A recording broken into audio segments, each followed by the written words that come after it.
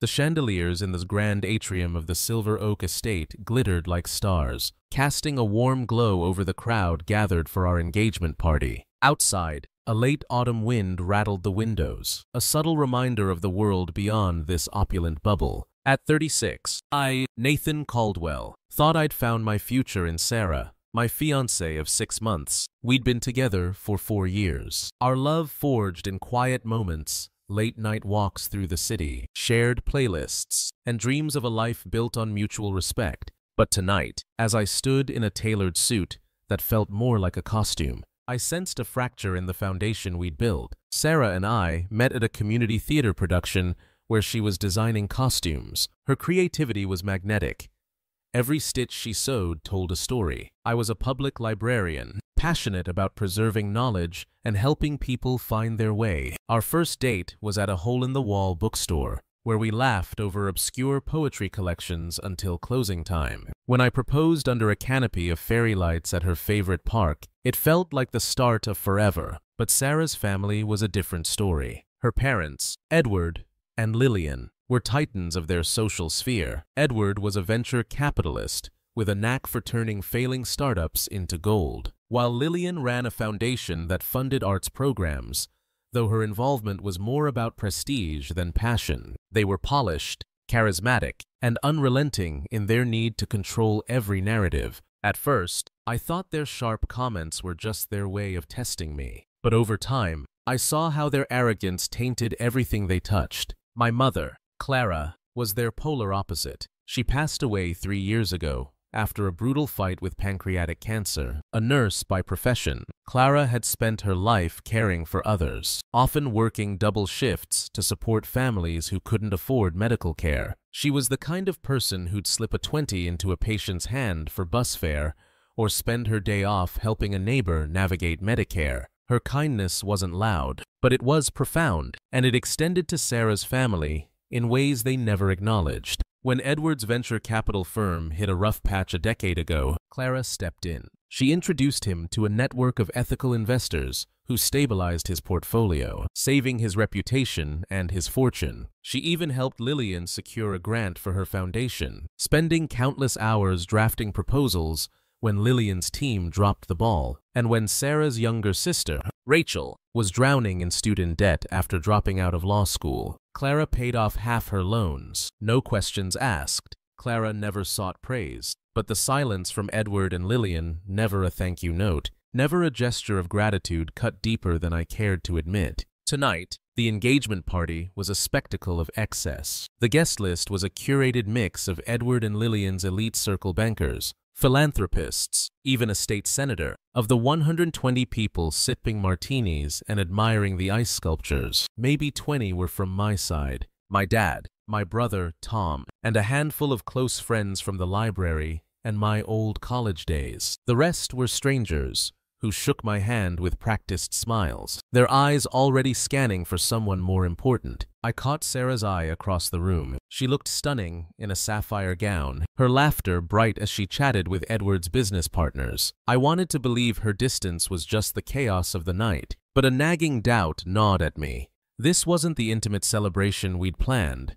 It was a stage for Edward and Lillian to flaunt their influence. I overheard Lillian near the champagne fountain, her voice carrying over the string quartet. Sarah's always been our brightest star, she said to a group of her foundation donors. She's marrying someone, well, let's just say he's a diamond in the rough, but she'll shape him into something worthy. The women around her laughed, and my stomach churned. I glanced at Sarah, hoping she'd shut it down, but she just smiled and raised her glass, as if it were all part of the charm. That was the first crack in the evening. I told myself it was nothing, that I was reading too much into it. But as the night unfolded, those cracks would widen into a chasm I couldn't ignore. The atrium was a whirlwind of clinking glasses and forced pleasantries. I tried to mingle, but every conversation felt like a performance. Edward's colleagues asked about my job with thinly veiled pity, as if being a librarian was a quaint hobby rather than a career. Lillian's friends made backhanded compliments about my simpler upbringing, their smiles dripping with condescension. I kept my responses polite,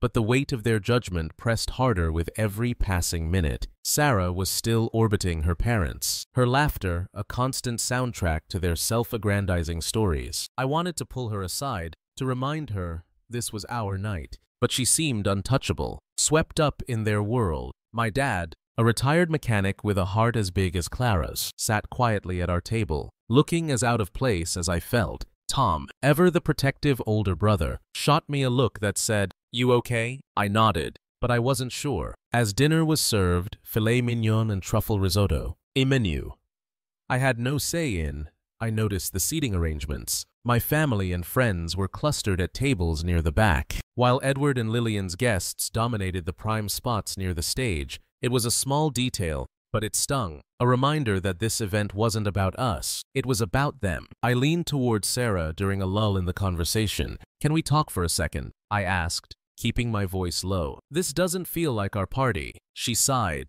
brushing a lock of hair behind her ear. "Nathan, relax. My parents just wanted to make it special. They know a lot of people. It's not a big deal." "It's a big deal to me," I said, my frustration slipping through. "Half these people don't even know us. And your mom's comments aren't helping." She rolled her eyes, a flash of irritation crossing her face. "You're being too sensitive. It's just how they talk. Let it go." Her dismissal hit like a slap. Sarah had always defended her parents, even when their jokes cut deep, like the time Edward remarked that I must be thrilled to be climbing the social ladder, or when Lillian suggested I could learn refinement from their family. I'd swallowed those slights for Sarah's sake, but tonight, they felt like a warning I couldn't ignore. As the plates were cleared, I steeled myself for the rest of the night. I didn't know it yet, but the worst was still to come. The Silver Oak Estate's atrium hummed with the clatter of dessert forks and the murmur of self-important chatter. I stood near the bar, nursing a second bourbon, trying to anchor myself in the chaos. Sarah was still tethered to her parents, her laughter a sharp contrast to the unease coiling in my chest. The engagement party was unraveling, not in a dramatic crash,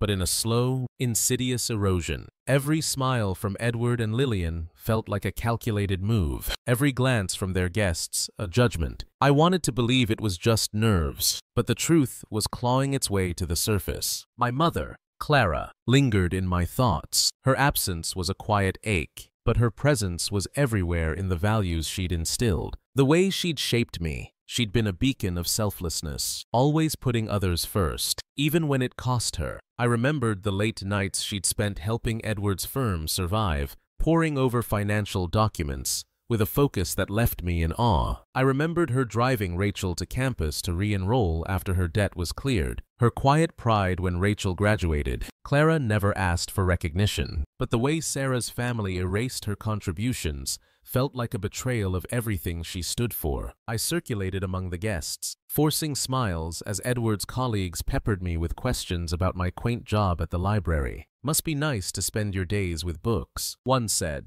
his tone dripping with condescension. "It's rewarding," I replied, keeping my voice even. "Helping people access knowledge is a privilege." He nodded, already looking past me for someone more interesting. Lillian's friends were no better, their compliments laced with pity. "You've got such a round charm," one woman said, as if I were a stray dog Sarah had taken in. I bit my tongue, but the slights were piling up, each one a brick in a wall between me and this family. The guest list imbalance was glaring now. My dad and Tom sat at a table with my friends, their laughter a small oasis in a sea of strangers. Meanwhile, Edward and Lillian's guests dominated the room, their conversations revolving around stock portfolios and exclusive vacation spots. I'd wanted a small, intimate party, maybe 50 people, split evenly between our families. Instead, this was a showcase for the Whittaker dynasty, with Sarah and me as props. I tried to catch Sarah's eye, but she was deep in conversation with a senator, her smile radiant but distant. I felt like a ghost in my own engagement,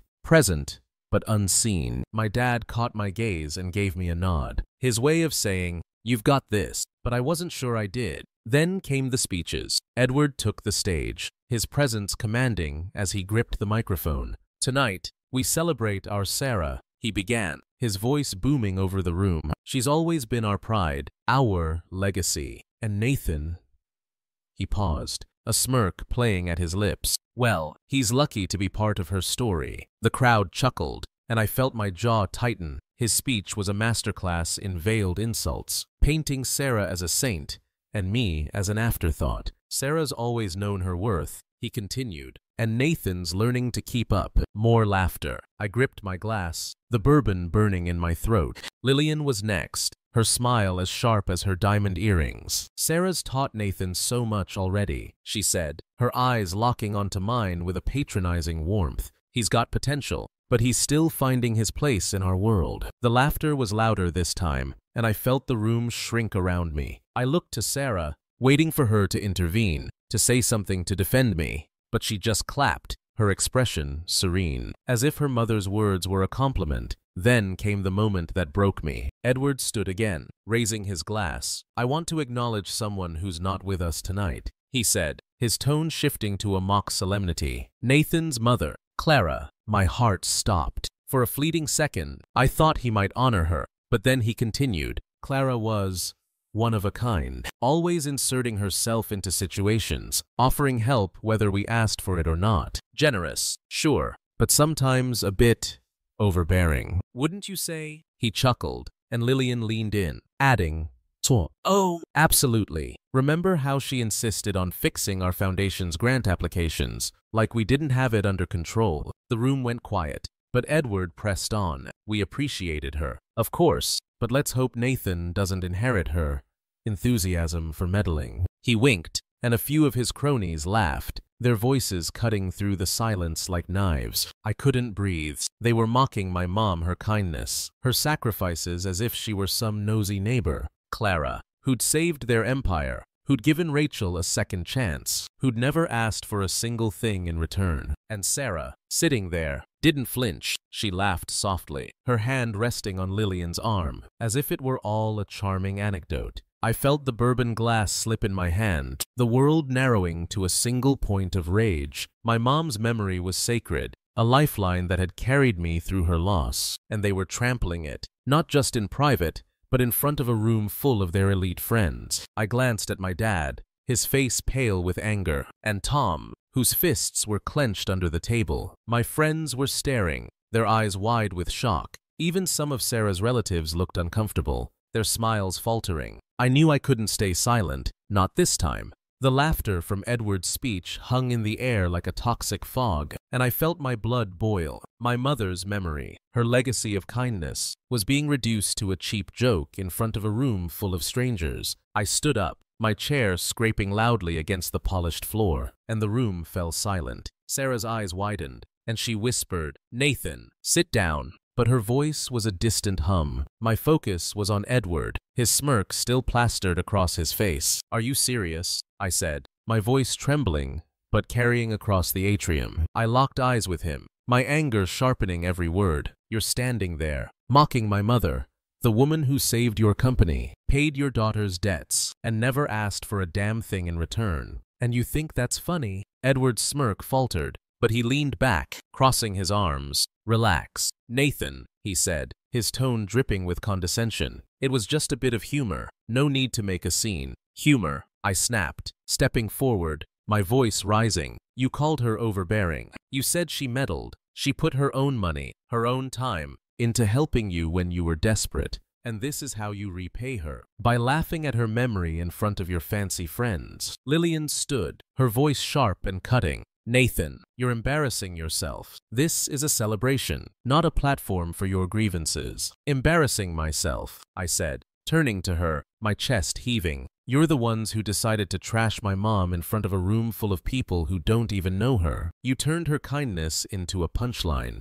and you expect me to just sit here and take it." Sarah stood now, her hands clenched at her sides. "Nathan, stop," she said, her voice shaking. "I didn't know they were going to say that. You're blowing this out of proportion." "Blowing it out of proportion," I said, my voice breaking as I faced her. "You laughed, Sarah. You sat there and laughed while they mocked my mom. You didn't even try to stop them." The tension in the room was suffocating. My dad was glaring at Edward, his hands balled into fists, his face a mask of quiet rage. Tom looked ready to leap across the table, his eyes blazing with fury. My friends were frozen, their expressions a mix of shock and support. Even some of Sarah's relatives shifted uncomfortably, their eyes darting to the floor, as if they knew this had gone too far. Edward stood, his voice cold and authoritative. "If you're so offended, Nathan, maybe you should leave. This is our event, and we won't have it disrupted by your tantrum." For a moment, I considered it. I could walk out, leave them to their perfect little world. Let them spin their narrative of me as the oversensitive fool. But then I thought of Clara, her strength,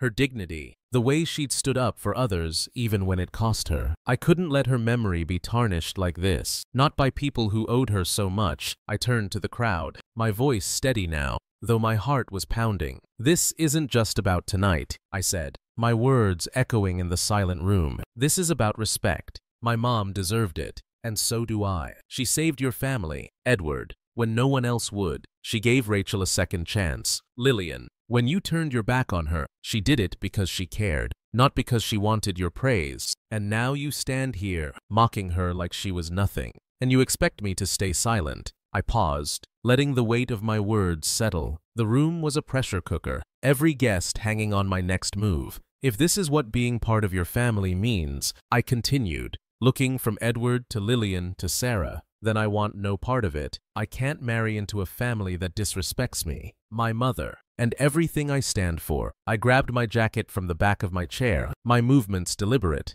My dad stood immediately, his presence a quiet pillar of support. Tom grabbed his coat, shooting a glare at Edward that could have melted steel. My friends followed, their footsteps a soft echo of solidarity. Sarah called after me, her voice cracking. "Nathan, please, don't do this. We can talk about this." But I didn't stop. I walked toward the exit, the weight of 100 eyes on my back. The atrium doors loomed ahead, promising escape from this suffocating spectacle. As I reached for the handle, Lillian's voice cut through the silence. "Nathan, you're making a mistake," she said, her tone a mix of desperation and disdain. "You're throwing away everything over a few words." I turned, my hand still on the door. "No, Lillian," I said, my voice low but firm. "I'm walking away from a family that doesn't deserve me." I pushed through the doors, the cool night air hitting my face like a bomb. The wind had calmed, but the ground was slick with rain, reflecting the estate as lights in fractured patterns.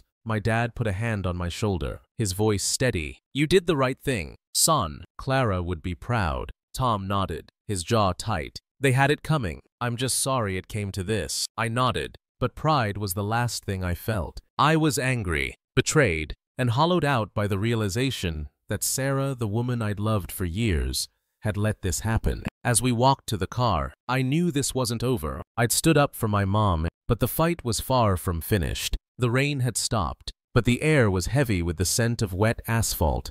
As I stood in the Silver Oak Estate's parking lot, my dad and Tom stood beside me, their presence a quiet anchor in the storm of my emotions. I'd walked out of that atrium with my head high, my words still ringing in my ears, but the victory felt hollow. I'd stood up for my mom, for myself, but it wasn't enough. If I left things as they were, Edward and Lillian would rewrite the story, casting me as the irrational hothead who ruined their perfect night. They'd erase Clara's legacy, just as they'd erased her contributions. I couldn't let that happen. "I'm going back in," I said, my voice firm despite the knot in my stomach. Tom grabbed my arm, his eyes wide. "Nathan, no, you said what you needed to. Don't give them another chance to twist this." "This isn't about them," I said, meeting his gaze. "It's about me. I need to end this for good, on my terms." My dad hesitated, then nodded, his expression grim. "If this is what you need, we're behind you, but be careful." I took a deep breath and turned back toward the estate, my footsteps echoing on the wet pavement. The atrium doors loomed ahead, and as I pushed them open, the murmurs of the crowd washed over me again. The room was a tableau of shock and curiosity, every guest whispering to their neighbor, their eyes darting to me as I crossed the floor. Sarah was by the bar, her face pale, her hands trembling as she clutched a glass of wine. When she saw me, she rushed over, her voice breaking. "Nathan, what are you doing? Please, let's go outside and talk." "There's nothing to talk about," I said, brushing past her. I walked to the center of the room, the stage where Edward had delivered his venomous speech still empty. I didn't need a microphone my voice would carry. "Everyone, I need your attention." The chatter stopped instantly, the room falling into a tense silence. My heart pounded, but I stood tall, my gaze sweeping over the crowd. Edward and Lillian were seated at their table, their expressions a mix of annoyance and unease. Sarah stood frozen by the bar, her eyes wide with panic. I took a deep breath and began. "I came back to make one thing clear," I said, my voice steady despite the fire in my chest. "This engagement is over. I can't marry into a family that disrespects me, my mother, and everything I believe in." Clara Caldwell was a woman who gave everything to others, including this family. I turned to Edward, my eyes locking onto his. "She saved your company when it was crumbling, Edward. She spent hours connecting you with investors, restructuring your deals, because she believed in you and on you, Lillian." I shifted my gaze to her. "She helped your foundation secure grants when you were too proud to ask for help. She gave Rachel a future when you'd written her off." The room was a vacuum, every guest hanging on my words. I could feel Sarah's stare, her desperation radiating across the space. "Clara didn't do those things for praise," I continued. "She did them because it was right. And tonight, you stood here, in front of all these people, and mocked her. You called her overbearing, a meddler, as if her kindness was a flaw. And Sarah—" My voice caught as I looked at her, the pain of her betrayal cutting deeper than I'd expected. "You laughed. You sat there and laughed, and you didn't say a word to stop them." Sarah's hands flew to her mouth, tears streaming down her face. "Nathan, no," she choked out. "I didn't mean it. We can fix this." "There's nothing to fix," I said, my voice softer now but unyielding. "You showed me who you are, Sarah. You showed me what this family is, and I can't live with that." Edward stood, his face red with fury. "You're making a colossal mistake, Nathan," he spat, his voice dripping with condescension. "You're throwing away everything, Sarah. This family, your future over a few words. You'll regret this." I laughed, a bitter sound that echoed in the silence. "Everything. You think disrespecting my mom is nothing. You think treating me like I'm beneath you is nothing. No, Edward. The mistake would be tying myself to a family that doesn't deserve me. The mistake would be staying silent while you rewrite my mom's legacy to suit your ego." Lillian stood, her voice trembling with a mix of anger and desperation. "Nathan, let's not be hasty," she said, her hands clasped tightly. "This is an emotional moment. We can discuss this tomorrow, when everyone's had time to cool down." "No," I said, cutting her off, my voice like steel. "There is no discussion. There's no tomorrow. This is done." I turned to Sarah one last time. She was sobbing, her face crumpled with pain, her hands reaching out as if she could pull me back. "Nathan, please," she whispered. "I love you. Don't do this." "You don't," I said, my voice breaking despite my resolve. "If you loved me, you wouldn't have let this happen. You wouldn't have let them tear my mom apart in front of a room full of strangers." I stepped back, my eyes sweeping over the crowd one final time. "This isn't just about me," I said. "It's about standing up for what's right. For my mom, for her memory, for the values she taught me. I hope you all remember that." I turned and walked toward the doors, my footsteps deliberate, the weight of their stares heavy on my back. My dad and Tom were right behind me, their presence a quiet strength. My friends followed, their support a silent vow. As I reached the exit, Sarah's voice called out one last time, raw and desperate. "Nathan, please." I paused, my hand on the door, then pushed it open without looking back. The night air was cold, the stars hidden behind clouds, but I felt a clarity I hadn't known in years. I'd said what I needed to say. I'd stood up for Clara, for myself, and though my heart was heavy, I knew I'd made the right choice. The days after the engagement party were a storm of chaos and silence. My phone buzzed incessantly with messages from Sarah, Edward, Lillian, and even Rachel, each one a variation of blame, apology, or manipulation. Sarah's texts were a desperate plea. "Nathan, I'm so sorry. I didn't mean to hurt you. Please, let's talk." Edward's were aggressive, laced with entitlement. "You humiliated us in front of everyone. You'll pay for this." Lillian played the victim, her words dripping with false remorse. "How could you do this to Sarah? She's devastated." Rachel's were the most surprising, a mix of guilt and deflection. "I didn't know they'd go that far. Please don't hate me." I deleted them all, my resolve hardening with each notification. I threw myself into routine to keep the pain at bay. I spent long hours at the library, cataloging books and helping patrons with a forced smile. My dad and Tom checked in daily, their quiet support a lifeline. My friends rallied around me, inviting me to dinners and game nights. But the ache of Sarah's betrayal lingered like a bruise. I'd loved her with everything I had, and the realization that she'd let her family dismantle my mom's memory was a wound that refused to heal. A week later, Sarah showed up at my apartment. I'd been expecting it, dreading it, but nothing prepared me for the sight of her on my doorstep. She looked exhausted, her hair pulled back in a messy bun, her eyes swollen from crying. She was still wearing the sapphire earrings from the party, a cruel reminder of that night. "Nathan," she said softly, her voice trembling, "can we please talk?" I leaned against the doorframe, my arms crossed, my heart a fortress. "There's nothing left to say, Sarah." I made myself clear. She flinched, but didn't back down. "I know I messed up," she said, tears spilling down her cheeks. I was caught off guard. I didn't know how to stand up to them. "But I love you. Nathan, we can fix this." "Fix this," I said, my anger flaring. "You laughed while they mocked my mom. You let them treat me like I was nothing. That's not something you fix with an apology." She sobbed, her hands covering her face. I was scared. Okay, my parents, they're intense. I didn't know how to push back without making it worse. "But I'll talk to them. I'll make them apologize. Just don't end it like this." I shook my head, my voice cold. "It's not just about your parents, Sarah. It's about you. I needed you to have my back, and you didn't. I can't trust you anymore." She stared at me, her face crumpling as the reality sank in. "Please," she whispered, her voice barely audible. "I love you. Don't do this. Goodbye, Sarah," I said, closing the door. The sound of her sobs echoed through the wood, but I didn't open it. I couldn't. The woman I'd loved was gone, replaced by someone who'd chosen her family's approval over my dignity. The weeks that followed were a blur of healing and distraction. I started running again, the rhythm of my footsteps a way to quiet my thoughts. I volunteered at a local literacy program, teaching adults to read, a nod to Clara's passion for helping others. My dad and Tom were my rocks, their presence a reminder that family didn't have to mean betrayal. Then, a month later, a discovery turned my world upside down. I was sorting through Clara's old desk, looking for a tax document, when I found a small velvet box tucked in the back of a drawer. Inside was a silver locket, engraved with my grandmother's initials. Was a family heirloom. 1.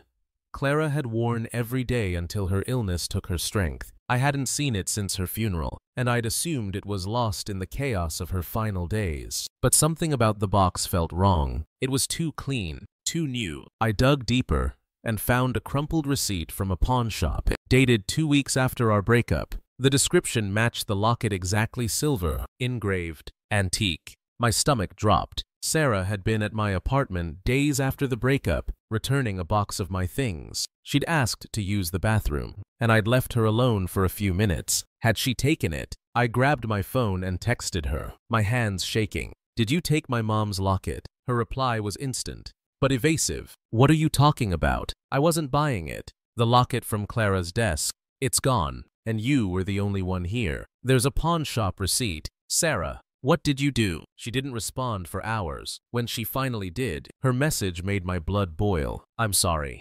Nathan. I took it because I was angry. I pawned it to hurt you. I didn't think you'd find out." I stared at the screen, my rage mingling with disbelief. She'd stolen a piece of my mom, a piece of my family's history. Out of spite. It wasn't just a betrayal. It was a violation, a final twist of the knife. I called her immediately, my voice tight with fury. "Nathan, I'm so sorry," she said when she picked up, her voice trembling. "It was a mistake. I was hurt, and I wasn't thinking." A mistake," I snapped. "You stole from me, Sarah. That locket was my mom's, my grandmother's. It's not some trinket you can just take because you're mad. How could you even think that was okay?" "I didn't mean to keep it," she said, sobbing now. "I pawned it, but I was going to get it back. I swear." "You didn't think I'd notice," I shouted. "That's not the point. You had no right to touch it, let alone sell it." "Where is it now?" "It's at my parents' house," she admitted, her voice barely audible. "I didn't want to lose it, so I left it there." I hung up, my mind racing. The locket wasn't just an object. It was a piece of Clara, a tangible link to her love. I had to get it back, no matter what it took. The drive to Edward and Lillian's mansion was a blur, my hands gripping the steering wheel as the locket's absence burned in my mind. Sarah's confession that she'd stolen my mom's locket, pawned it out of spite, had ignited a rage I hadn't known I was capable of. It wasn't just the act itself. It was the audacity, the betrayal layered on top of everything else. I'd walked away from her family, from her, to protect my mom's memory, and she'd found a way to wound me again. But I wouldn't let her have the last word, not this time. The Whitaker mansion loomed ahead, its manicured lawns and towering columns a testament to their wealth. I parked and marched to the front door. The locket's receipt crumpled in my pocket. My anger was a living thing, pulsing with every step, but I kept it in check. This wasn't about revenge. It was about reclaiming what was mine. Lillian answered the door, her smile as polished as ever, but it faltered when she saw my expression. "Nathan," she said, her tone cautious, "this is unexpected. What brings you here?" "I'm here for my mom's locket," I said, my voice cold. "Sarah stole it and left it here. I want it back." Lillian's face tightened, a mix of surprise and annoyance flickering across her features. "That's a serious accusation," she said, her voice clipped. "I'm sure there's been a misunderstanding." "There's no misunderstanding," I said, stepping forward. She admitted it. She took it from my apartment and pawned it to hurt me. "It's here, and I'm not leaving without it." Lillian hesitated, then stepped aside, her lips pursed. "Come in, let's sort this out." I followed her into the foyer, the opulence of the house a stark contrast to the ugliness of their actions. Sarah appeared at the top of the staircase, her face pale, her eyes red from crying. She held the locket in her trembling hands, its silver surface catching the light. "Nathan," she said, her voice breaking, "I'm so sorry." I didn't respond. I walked up the stairs, my eyes fixed on the locket. She held it out, and I took it, inspecting it carefully. The engraving was intact, the clasp unbroken. It was Clara's, untouched by Sarah's betrayal. I pocketed it, my hands steady despite the storm inside me. "Nathan, please," Sarah said, tears streaming down her face. "I didn't mean to hurt you. I was angry, and I made a terrible mistake. Let me make this right." "You can't," I said, my voice low but firm. "You stole from me, Sarah, from my mom. You took something sacred and tried to erase it, just like your parents erased her kindness. There's no coming back from that." Lillian stepped forward, her voice sharp. "Nathan, you're blowing this out of proportion. This is a family matter, and we can resolve it privately. There's no need for this drama." "Drama," I said, turning to her, my anger flaring. "Your daughter stole a family heirloom because she wanted to hurt me. Your family mocked my mom's memory in front of a room full of people. This isn't drama, Lillian. This is who you are." Sarah sobbed, her hands covering her face. "I'm sorry," she whispered. "I love you. Nathan, please don't do this." "You don't love me," I said, my voice breaking despite my resolve. "You love your family's approval, their world, their rules, but I'm done with it. I'm done with you." I turned to leave, the locket safe in my pocket. Lillian called after me, her voice desperate. "Nathan, you're making a mistake. You're throwing away everything, Sarah. This family, your future." I paused at the door, my hand on the handle. "No," I said, my voice steady. "I'm reclaiming my future, and it doesn't include you." I walked out, the door slamming behind me. The night was clear, the stars bright above the mansion's manicured lawns. I drove home, the locket, a quiet weight in my pocket, a reminder of Clara's strength, her love. I sat at her old desk, holding it in my hands, tracing the engraving with my thumb. It wasn't just an object, it was a piece of her, a testament to her legacy. In the weeks that followed, I cut all ties with Sarah and her family. I blocked their numbers, deleted their messages, and erased every trace of them from my life. It wasn't easy. There were moments when I questioned myself, when the pain of losing Sarah threatened to pull me under. But each time, I held the locket, felt its weight, and remembered Clara's words, "Stand up for what's right, even when it hurts." I threw myself into new beginnings. I started a community book club at the library, bringing people together through stories. I volunteered at a local shelter, helping families navigate the system, just as Clara had. I spent weekends with my dad and Tom, rebuilding our bond through fishing trips and late-night talks. I even began writing a blog about Clara's life, a way to share her legacy with the world. One evening, as I sat at her desk, the locket gleaming in the lamplight. I felt a peace I hadn't known in years. Calling off the engagement, confronting Sarah's family, reclaiming the locket. It had been the hardest fight of my life, but it was the right one. I'd stood up for myself, for Clara, for the values she'd taught me. And as I looked out at the city lights, I knew I was ready for whatever came next.